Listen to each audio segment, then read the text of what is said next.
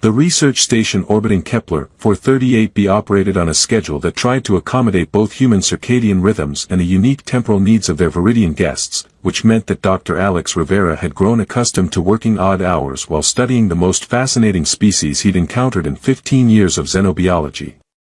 The Viridians themselves were remarkable, humanoid but clearly evolved from plant life, with bioluminescent skin that shifted color with their emotional states and elongated ears that seemed to detect environmental changes human senses missed entirely. His primary research subject, Lisa, represented both the promise and tragedy of first contact. She was among the youngest Viridians old enough to remember their homeworld before the solar flares that had forced their evacuation, making her invaluable for understanding how their species adapted to artificial environments while maintaining cultural continuity. Her memories of Viridia provided insights into plant-based consciousness that could revolutionize human understanding of non-animal intelligence. Dr. Rivera, she said during their morning session, her voice carrying the musical harmonics that made Viridian speech so distinctive, your questions about sleep patterns suggest you believe rest serves the same purpose for my people as it does for yours. Alex looked up from his tablet, where he'd been reviewing neural activity scans that showed patterns unlike anything in human sleep research. Doesn't it? Restoration, memory consolidation, psychological processing. Those functions occur, yes. But for Viridians, sleep serves primarily as connection time. Our consciousness joins with others during rest periods, allowing emotional sharing that maintains psychological health. Collective dreaming. More than dreaming. Shared processing of experiences, trauma, joy. When Viridians sleep together, we literally share our emotional burdens and our sources of strength. Alex made notes while observing the subtle changes in Lisa's bioluminescent patterns that accompanied her explanation. Her skin showed colors he'd learned to associate with sadness, though her voice remained steady and informative. On Viridia, how many people typically shared these sleep connections? Family groups of 8 to 12 individuals. Sometimes larger communities during times of celebration or crisis. Her luminescence dimmed noticeably. Here on the station, we are too few and too scattered to maintain proper sleep connections. The isolation factor was something Alex had been noticing in his research but hadn't fully understood the implications of. The station housed only 37 Viridian survivors, spread across multiple habitat modules to prevent overcrowding. Their sleep studies had been conducted in individual chambers to ensure scientific accuracy, but Lisa's comment suggested this might be causing unintended psychological stress. Lisa, how does the isolation affect your sleep quality? It is difficult. Like trying to heal emotional wounds without access to medicine. Possible, but much slower and less complete. Over the following weeks, Alex found himself spending increasing time with Lisa outside of formal research protocols. Their conversations evolved from clinical interviews to something approaching friendship as he learned about Viridian culture through personal experience rather than scientific observation. Your species fascinates me, she admitted one evening as they reviewed bioluminescent plant specimens in the station's botanical lab. Humans seem to process emotions individually, without the need for conscious sharing. How do you manage trauma without community support? We don't always manage it well, Alex replied honestly. Human psychology recognizes the importance of social support, but we don't have the biological mechanisms for literal emotional sharing that your people possess.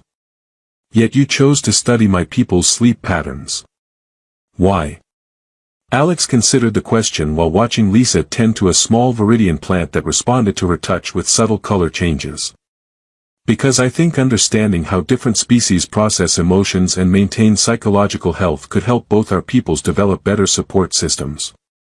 And do you find your research personally fulfilling? I find working with you personally fulfilling, he admitted, then immediately wondered if that level of honesty was appropriate for a researcher-subject relationship. Lisa's bioluminescent patterns shifted to colors Alex had learned indicated pleased surprise. That is kind of you to say. I also enjoy our time together, though I sometimes wonder if my participation in your studies is helping or hindering my adaptation to life among humans. What do you mean? The sleep studies require me to rest in isolation, but isolation prevents the emotional processing that maintains viridian psychological health.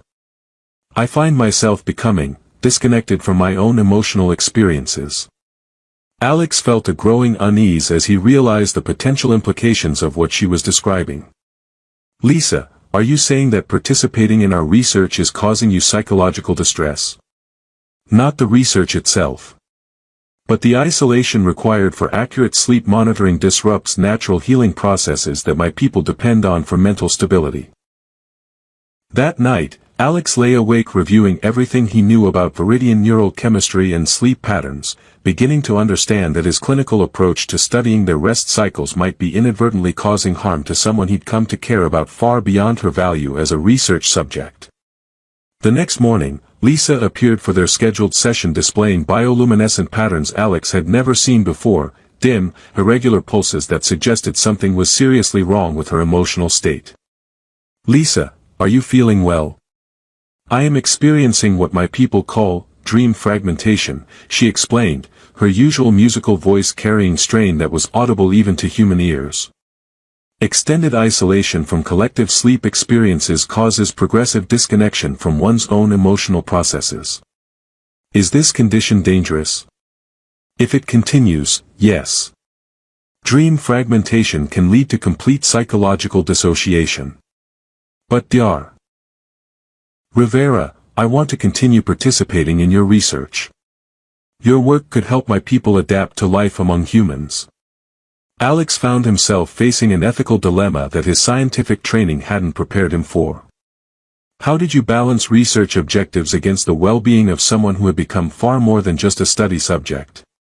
How did you help someone whose psychological needs required exactly the kind of connection that professional protocols were designed to prevent? Lisa, he said carefully, what would you need to prevent the dream fragmentation from worsening?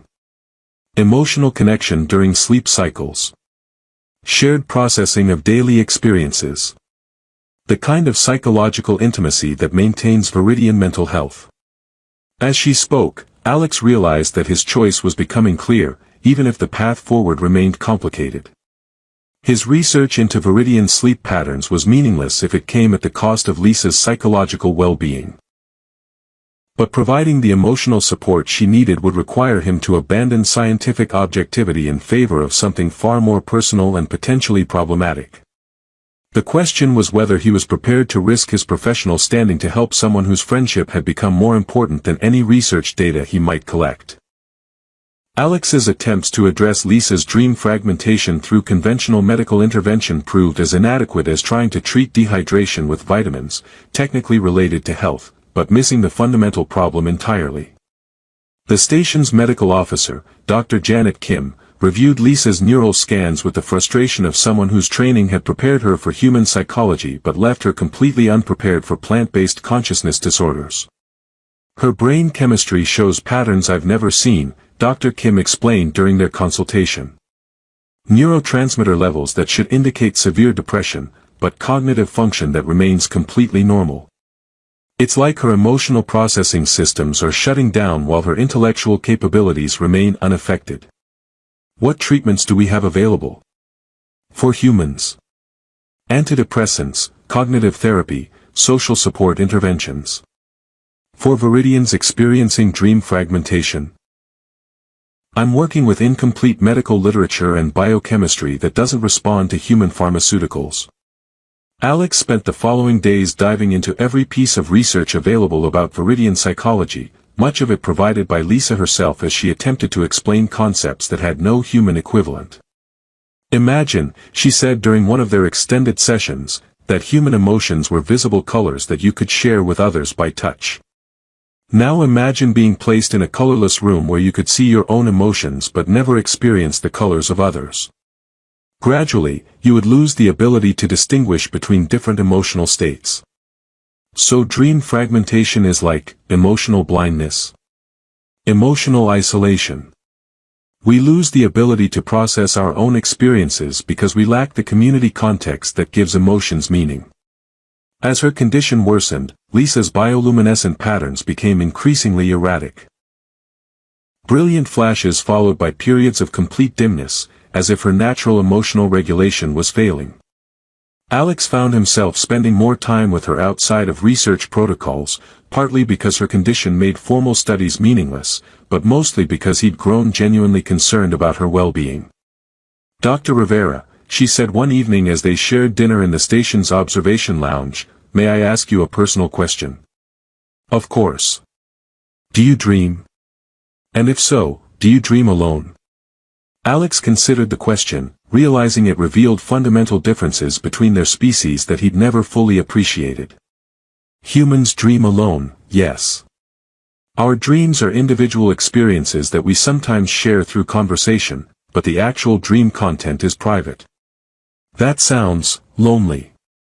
I suppose it is, compared to Viridian shared dreaming. But we adapt to individual consciousness because it's all we've ever known. Lisa's luminescent patterns shifted to colors Alex had learned indicated deep contemplation. "I have been wondering if human emotional support could substitute for Viridian collective dreaming. Not the same experience, but perhaps similar enough to prevent complete psychological disconnection. What would that involve? Presence during sleep cycles. Emotional openness. The kind of intimate connection that allows shared processing of daily experiences." Alex felt his understanding of their relationship shifting as he realized what she was suggesting. "Lisa, are you asking if I might be able to provide the emotional connection you need?" "I am asking if human companionship during sleep might be able to substitute for Viridian collective consciousness. But I understand if professional protocols make such assistance impossible." The request forced Alex to confront questions about the intersection of scientific objectivity and personal responsibility that his training had never addressed. How did you respond when someone you cared about needed exactly the kind of connection that professional boundaries were designed to prevent? "Lisa, I need you to understand that what you're describing would fundamentally change our relationship. It wouldn't be clinical assistance, it would be personal emotional intimacy." "I understand. And I also understand that without some form of connection, the dream fragmentation will continue until I lose the ability to process emotions entirely. What happens then? Psychological dissociation that becomes irreversible. My people call it dream death, consciousness that continues but loses all capacity for emotional experience." Alex spent the next several days consulting with every expert available, searching for alternatives that might help Lisa without requiring him to abandon scientific objectivity. His conversations with Dr. Kim revealed the limitations of human medicine when applied to alien psychology. "Alex, I've reviewed everything we know about Viridian neural chemistry," Dr. Kim explained. "Their emotional processing systems are fundamentally different from ours. They literally cannot maintain psychological health without some form of shared consciousness during sleep cycles. And there's no pharmaceutical intervention that could substitute. None that we've identified. Their brain chemistry requires the neural synchronization that occurs during collective dreaming. Without it, they experience progressive emotional disconnection that eventually becomes permanent." "What about other Viridians on the station? Could they provide the connection she needs?" "The other survivors are dealing with their own adaptation challenges. They don't have the emotional resources to provide the intensive support Lisa needs." Alex found himself facing the realization that Lisa's survival might depend on his willingness to provide exactly the kind of emotional intimacy that professional protocols prohibited. "Dr. Kim, hypothetically, could human consciousness substitute for Viridian collective dreaming?" "Theoretically. Their neural chemistry responds to genuine emotional resonance regardless of species. If a human could provide sincere emotional connection during sleep cycles, it might be able to prevent further dream fragmentation." "And practically?" "Practically, you'd be risking your research credentials to provide unproven psychological support to someone whose well-being has become more important to you than scientific objectivity." That evening, Alex found Lisa in the botanical lab, tending to plants whose bioluminescent responses seemed dimmer than usual, mirroring her own decreasing emotional vitality. "Lisa, I've been researching options for addressing your dream fragmentation." "And what have you discovered?" "That human consciousness might be able to provide the emotional connection you need, but that offering such assistance would mean abandoning our current research relationship in favor of something much more personal. Her luminescent patterns brightened for the first time in weeks. Are you saying you would be willing to help me? I'm saying that your well-being has become more important to me than any research data we might collect. If you need emotional connection to survive, and I can provide it, then that's what we should explore. Alex, she said, using his first name for the first time, such assistance would create intimate bonds between us. Are you prepared for that level of connection? I'm prepared to help someone I care about survive, regardless of the personal complications that might create. As they discussed the practical arrangements for sharing sleep cycles while maintaining appropriate boundaries, Alex realized that his journey from objective researcher to emotionally invested caregiver represented exactly the kind of evolution that made genuine interspecies cooperation possible. Sometimes scientific understanding required abandoning clinical distance in favor of personal connection that transcended professional protocols. The conversation with Elder Kale, the most senior Viridian survivor on the station, provided Alex with context that transformed his understanding of Lisa's condition from medical curiosity to life-threatening emergency. The elderly Viridian's bioluminescent patterns showed deep concern as he explained the progressive nature of dream fragmentation in terms that made Alex's scientific detachment evaporate entirely. Dr. Rivera, what Lisa experiences is not merely psychological distress, Elder Kale explained, his ancient voice carrying harmonics that suggested profound sadness. Dream death represents complete severance from emotional experience. Those who suffer it continue to exist, but they lose all capacity for joy, grief, love, or hope. Is the condition reversible? In early stages, yes. With proper emotional connection and shared sleep experiences, the neural pathways can be restored. But once fragmentation becomes complete, Kale's luminescence dimmed to almost nothing. There is no return from dream death. Alex felt his heart sink as he realized the urgency of Lisa's situation. How much time do we have? Her patterns suggest advanced fragmentation. Perhaps days before the disconnection becomes irreversible. The political complexity of the situation became clear during Alex's emergency consultation with Station Commander Dr. Sarah Harrison, whose response reflected the impossible balance between scientific integrity and individual welfare that governed interspecies research.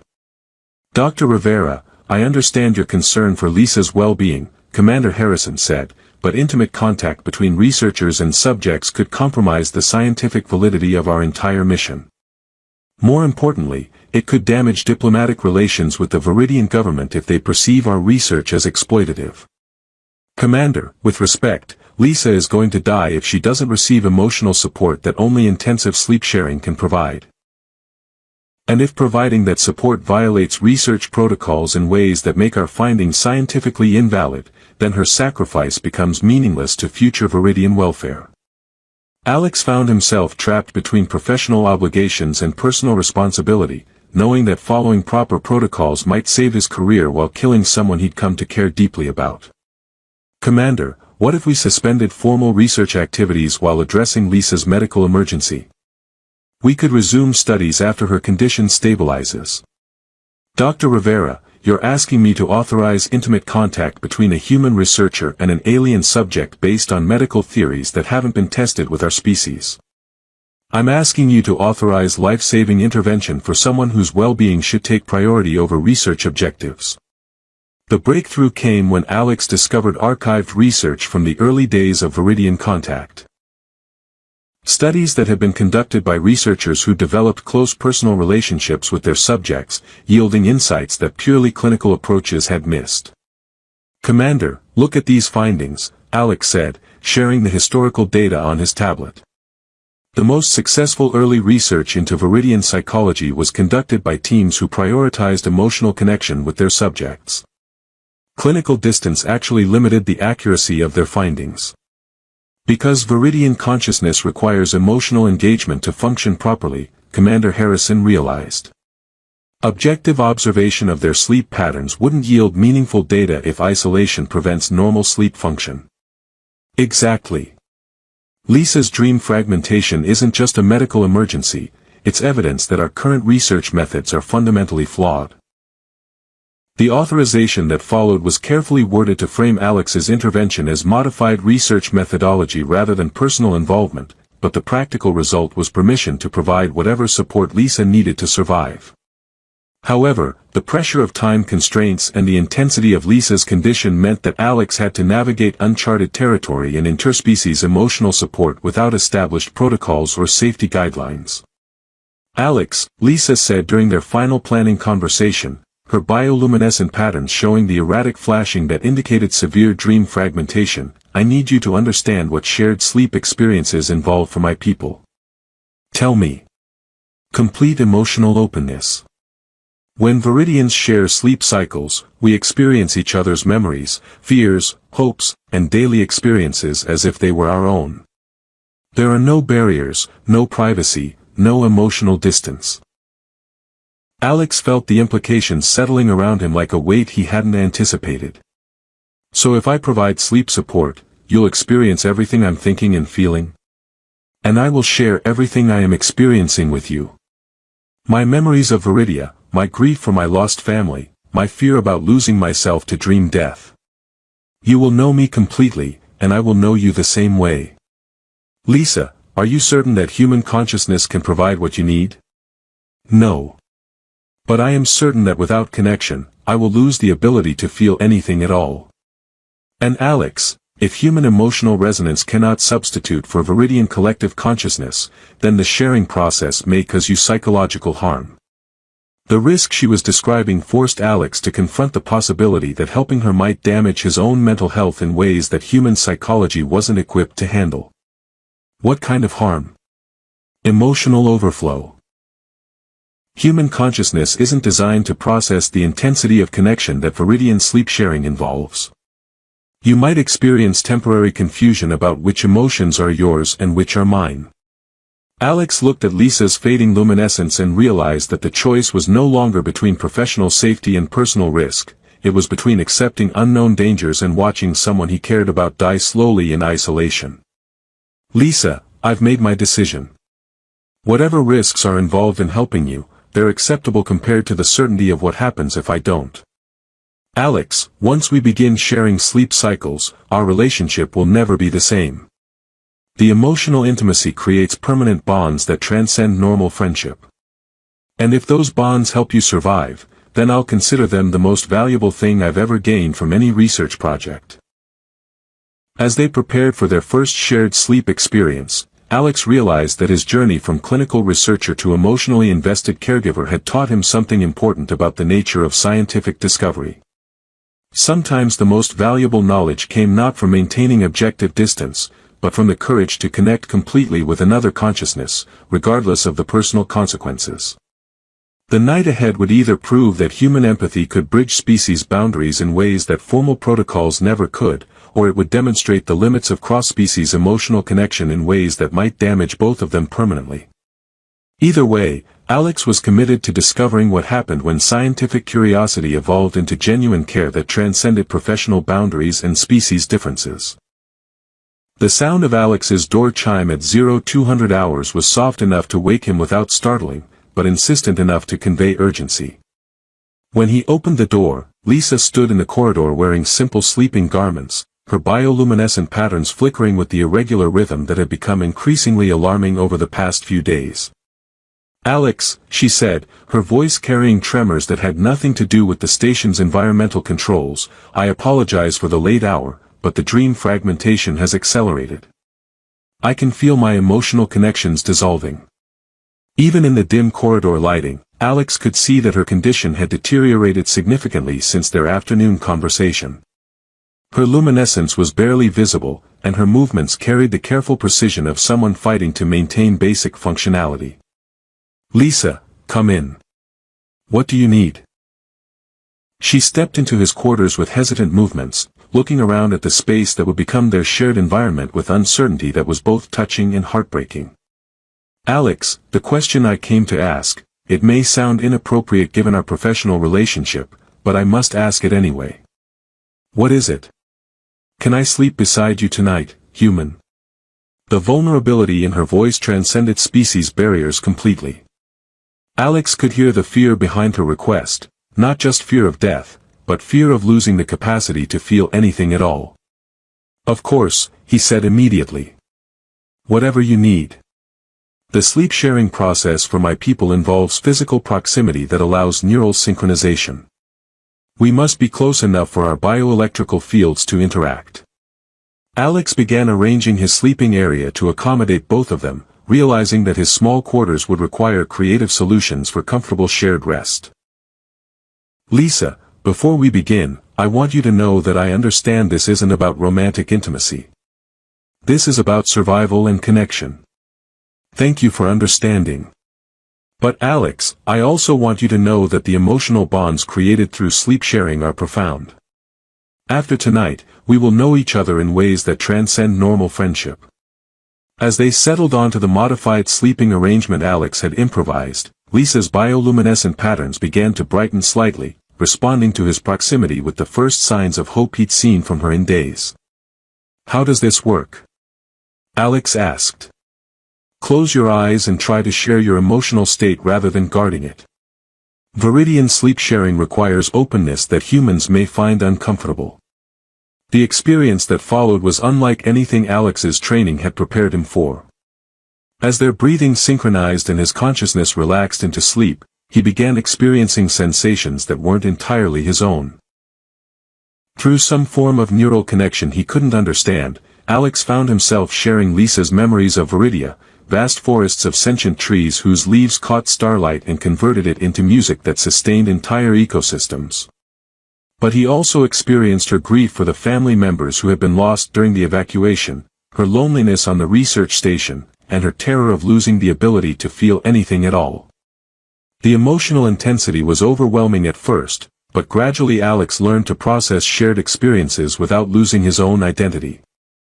In return, Lisa experienced his memories of Earth, his dedication to xenobiology, and his genuine respect for her people's intelligence and culture.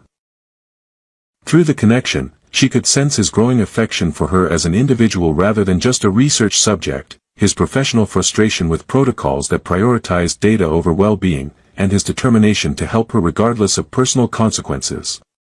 The shared sleep lasted approximately 6 hours, during which Alex experienced more intimate emotional connection than he'd ever achieved with another human being. When they woke, Lisa's bioluminescent patterns were brighter and more stable than they'd been in weeks. "Alex," she said softly, "how do you feel?" "Different. Like I understand something about consciousness that I never knew before." He paused, taking inventory of his own emotional state. "And like I know you better than I've ever known anyone. The connection will fade somewhat over time, but some residual bond will remain. We are now, what my people call, sleep-bound. Connected in ways that transcend normal friendship." Over the following days, Lisa's recovery was dramatic and comprehensive. Her emotional processing capabilities returned to normal levels, her bioluminescence regained its natural vibrancy, and her psychological stability improved to the point where Dr. Kim declared her completely recovered from dream fragmentation. But the experience had also transformed Alex's understanding of interspecies research in ways that would reshape his entire approach to xenobiology. "Commander Harrison," he announced during their follow-up meeting, "I believe our research methodology has been fundamentally flawed." "How so?" "We've been trying to study Viridian consciousness while preventing the emotional connections that make their consciousness possible. It's like trying to study human social behavior by isolating people in individual cells." "And you're proposing what alternative?" "Participatory research. Scientists who develop genuine emotional connections with their subjects, who experience alien consciousness from the inside rather than observing it from clinical distance." The report Alex submitted became required reading for all future interspecies research projects. His documentation of the sleep-sharing experience provided the first human perspective on Viridian collective consciousness, yielding insights that purely clinical observation had never achieved. 6 months later, Alex stood in the newly constructed Viridian Cultural Center, watching Lisa conduct orientation sessions for incoming researchers who would work with her people using modified protocols that prioritized emotional connection alongside scientific rigor. "The humans who work with us must understand," she explained to the assembled scientists that studying our consciousness requires participating in it rather than merely observing it.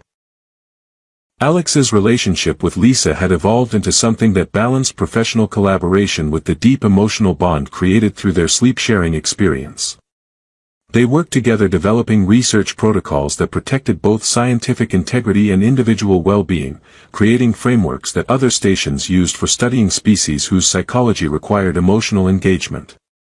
Alex, Lisa said as they reviewed applications from researchers requesting assignment to Viridian studies, "Do you ever regret that our professional relationship became so personally complicated?" Never. The complications led to discoveries that clinical distance could never have achieved.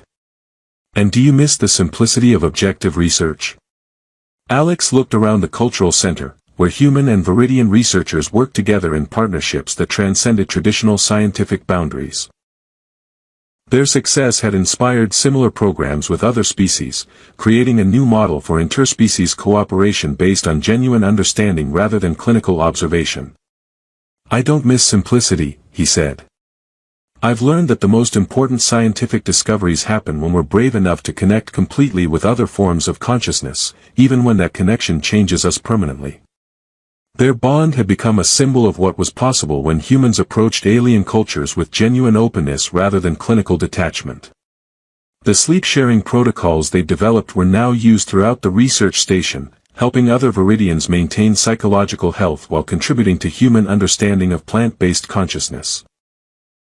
As they worked together to design new habitats that would allow Viridian survivors to maintain their cultural practices while adapting to life alongside humans, Alex reflected that his journey from objective researcher to sleep-bound partner had taught him the most important lesson of his career. Sometimes the greatest scientific breakthroughs came from the courage to abandon professional distance in favor of the kind of emotional connection that made genuine understanding possible between any two conscious beings, regardless of the species barriers that seemed to separate them.